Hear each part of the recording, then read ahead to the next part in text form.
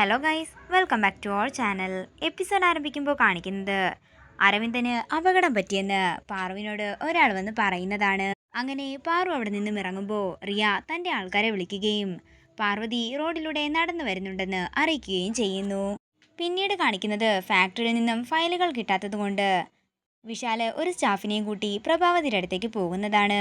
അങ്ങനെ റിയയുടെ ആളുകള് പാറുവിനെ മയക്കി അവിടെ നിന്ന് തട്ടിക്കൊണ്ടു പോകുന്നതാണ് കാണിക്കുന്നത്. തുടർന്ന് വിശാലും സ്റ്റാഫും കൂടി കമ്പനിയിലേക്ക് ചെല്ലുമ്പോൾ അരവിന്ദൻ സാറിന് അറ്റാക്ക് വന്നെന്ന് പറഞ്ഞ് പാർവതി മേഡം ഹോസ്പിറ്റലിലേക്ക് പോയെന്ന് അവിടെയുള്ള ഒരാൾ പറയുന്നു. ഇത് കേൾക്കുന്ന വിശാല് അരവിന്ദനെ വിളിക്കുമ്പോൾ എനിക്കൊരു കുഴപ്പവുമില്ലെന്ന് അരവിന്ദൻ പറയുന്നു. അരവിന്ദ, ഇതിലെന്തോ ചതിയുണ്ടെന്നാ എനിക്ക് തോന്നുന്നത്. പാർവതിയെ ആരോ തെറ്റിദ്ധരിപ്പിച്ചു.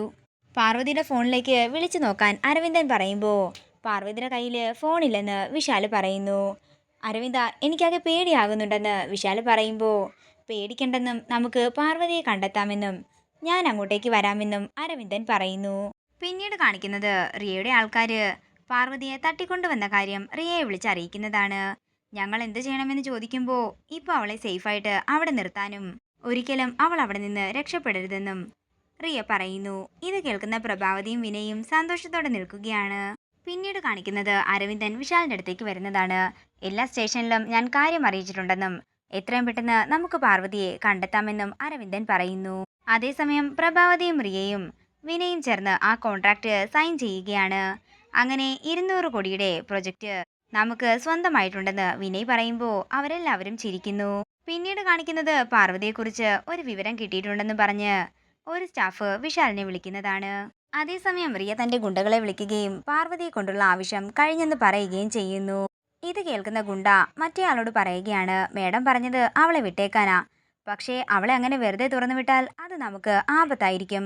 അവൾക്ക് ബോധം വരുമ്പോൾ എന്തിനാ തട്ടിക്കൊണ്ടു വന്നതെന്ന് നമ്മളോട് ചോദിച്ചാൽ നമ്മൾ എന്തു പറയും? അതുകൊണ്ട് നമുക്കൊരു കാര്യം ചെയ്യാം, അവളുടെ കഴുത്തിൽ കിടക്കുന്ന ആ താലി ചെയിനിങ് പൊട്ടിച്ചെടുക്കാം. അവൾ ചോദിക്കുകയാണെങ്കിൽ അതിനു വേണ്ടിയാ തട്ടിക്കൊണ്ടുവന്നതെന്ന് പറഞ്ഞാൽ മതിയല്ലോ. അങ്ങനെ അവർ രണ്ടുപേരും അകത്തേക്ക് കയറി പാറുവിന്റെ താലിമാല പൊട്ടിക്കാൻ ശ്രമിക്കുകയാണ്. പാറു അവരെ തടയാൻ ശ്രമിക്കുമ്പോഴേക്കും വിശാലും സ്റ്റാഫും കൂടി അങ്ങോട്ടേക്ക് വരികയും ഗുണ്ടകളെ അടിച്ചോടിക്കുകയും ചെയ്യുന്നു.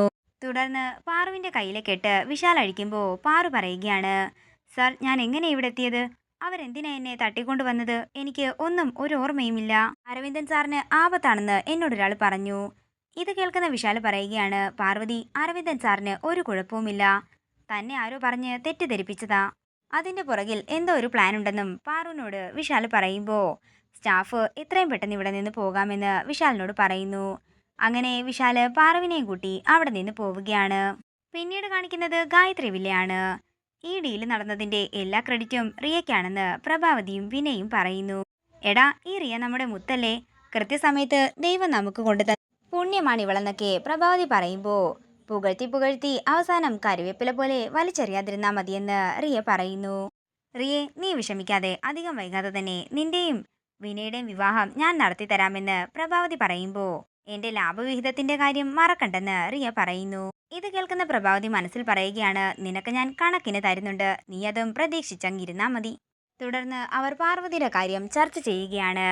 നമ്മളാണ് പാർവതിയെ തട്ടിക്കൊണ്ടുപോയതിന്റെ പിന്നിലെന്ന് പാർവതി ഒരിക്കലും അറിയരുതെന്ന് പ്രഭാവതി പറയുമ്പോൾ അതവൾ അറിയില്ലെന്ന് റിയയും പറയുന്നു. എന്നാലേ നമുക്കൊന്നും അറിയാത്തതുപോലെ കോളനി വരെ ഒന്ന് പോയാലോ?